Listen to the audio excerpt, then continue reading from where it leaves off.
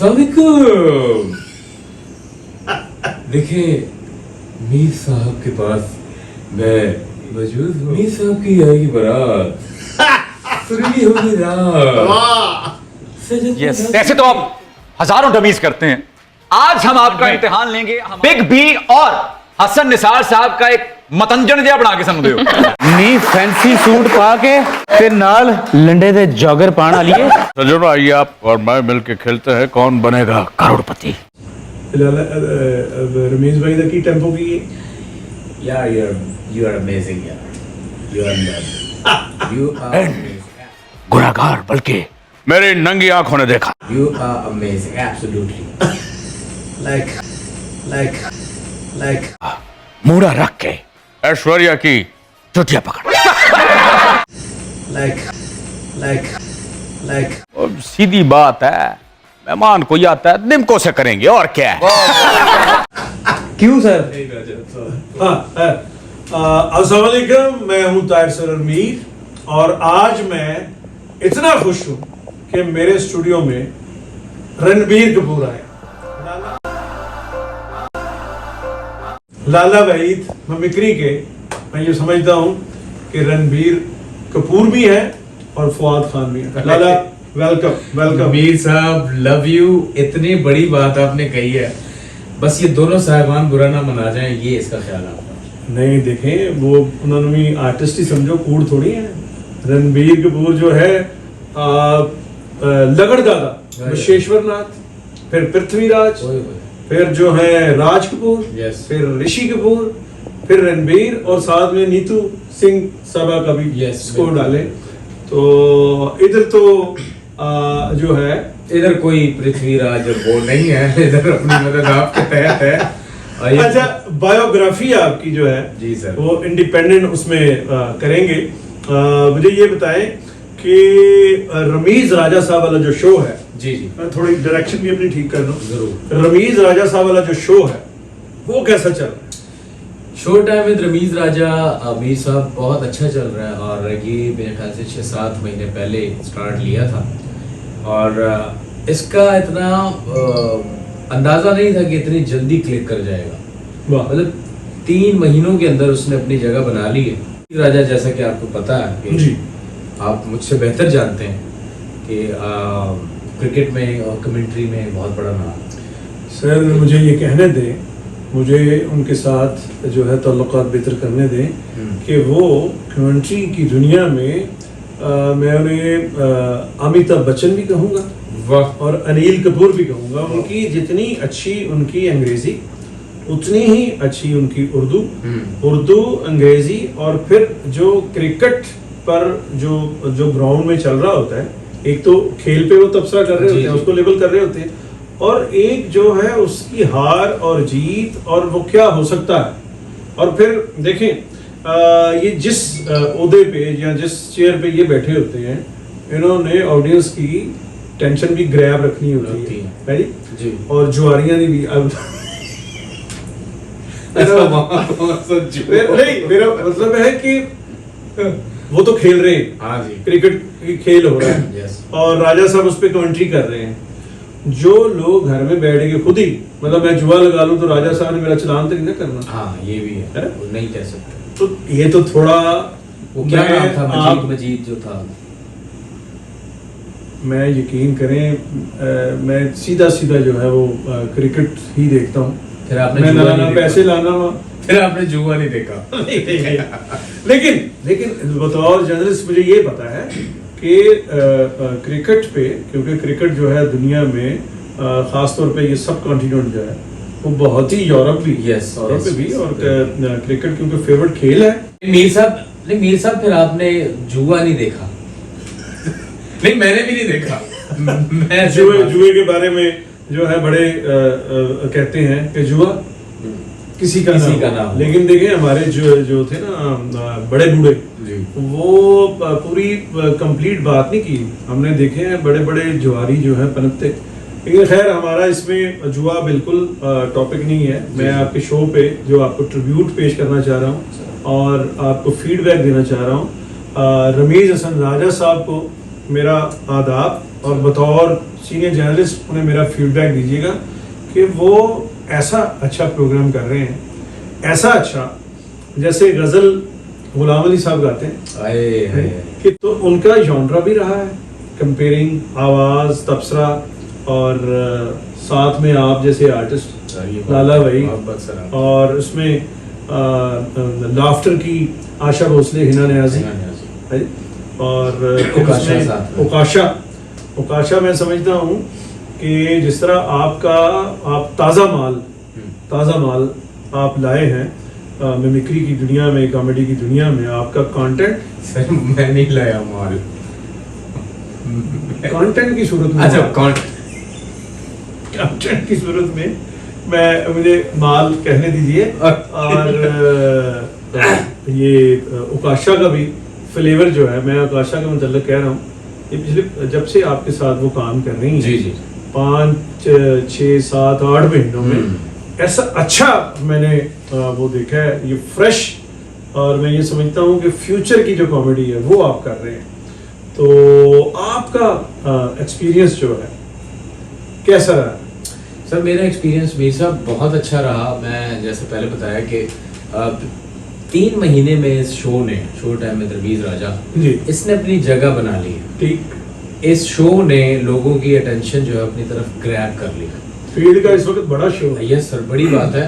और साथ में फिर उकाशा का आपने जिक्र किया, yes she is very talented, बहुत अच्छी पिकर है। एक चीज़ अगर वो देखती है तो वो उसको फ़ौरन से अपने ऊपर तारी कर लेती है, जो कि बहुत कम होता है। और टीम बहुत अच्छी है, हिना न्याजी, फिर उसका लाफ मुझे ये कहने दीजिए जी कि उकाशा को मैं देख रहा हूँ, आफ्ताब इकबाल उनके शो में वो बैठ रही थी जी। और जहाँ मैं समझता हूँ कि अंडररेटेड थी वो, उनसे काम उस तरह से नहीं लिया जा रहा था। और जब से आपके साथ वो एक जोड़ी आपकी अनअनाउंस जोड़ी बनी है, उसमें ये बड़ा फर्क होता है, इससे फर्क पड़ता है। आर.डी. बर्मन को जब तक किशोर कुमार ना मिले तो फिर वो गाना नहीं बनता, पन्ना की तमन्ना है कि हीरा मुझे मिल जाए। क्या बात है। तो सर आपकी यही आपकी बात है ना, जो आप मतलब कहीं और से जोड़ते हैं तारे। वो वैसे इतनी पुरानी चीजें, मतलब एक एंटरटेनमेंट या फिल्म के लिहाज से ये कैसे आप जमा रखते हैं? देखिए, ये शुरू में मुझे पता ही नहीं कि कब से हम लता मंगेशकर से प्यार कर रहे हैं, कब से हम दिलीप कुमार साहब की मोहब्बत में गिरफ्तार हैं, कब से जो है बच्चन साहब को नोट कर रहे हैं, हाँ जी, और कब से उम्मे कुलसूम को सुन रहे हैं, और कब से बड़े गुलाम अली साहब की मोहब्बत में, और सलामत खान साहब से फिर नसीब भी हुआ उनके पास बैठना।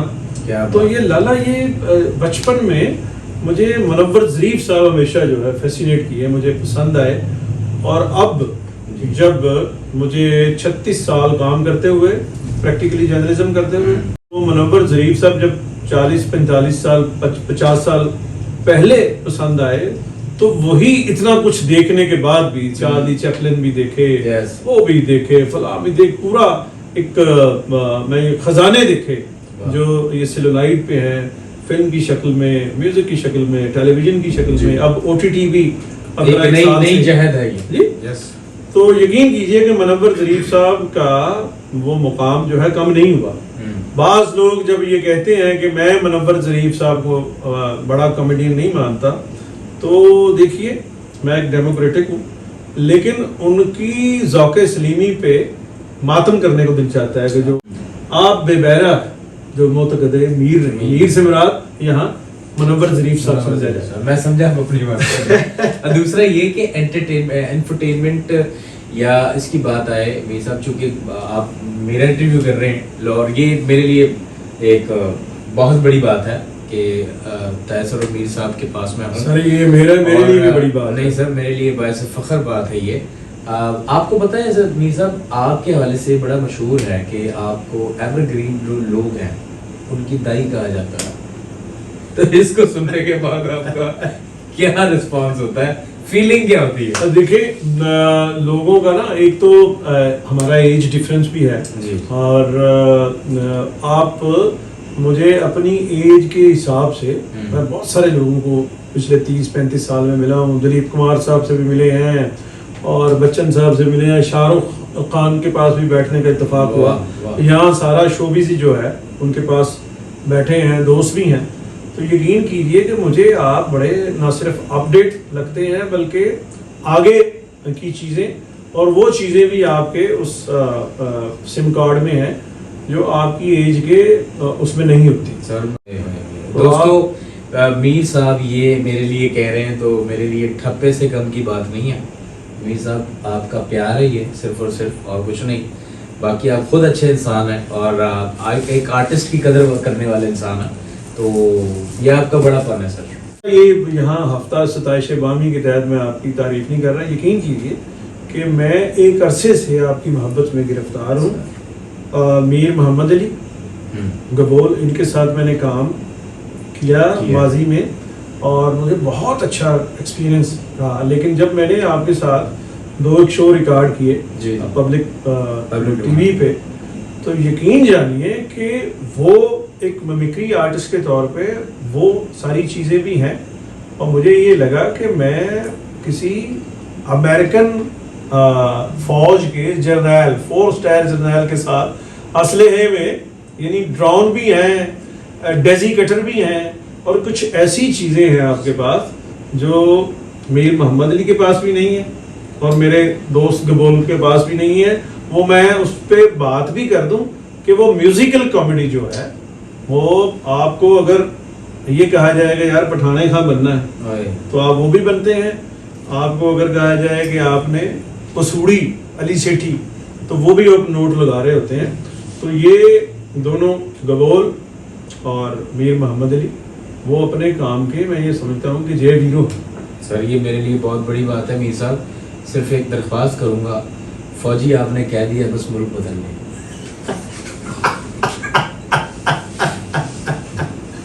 भाई फौजी भाइयों का प्रोग्राम जो है वो हमारे यहाँ बड़ा मकबूल प्रोग्राम रहा है, अब भी रहा है। कि मैं सोशल मीडिया पे टावा जो है वो मुहब्बे वतन फौजी।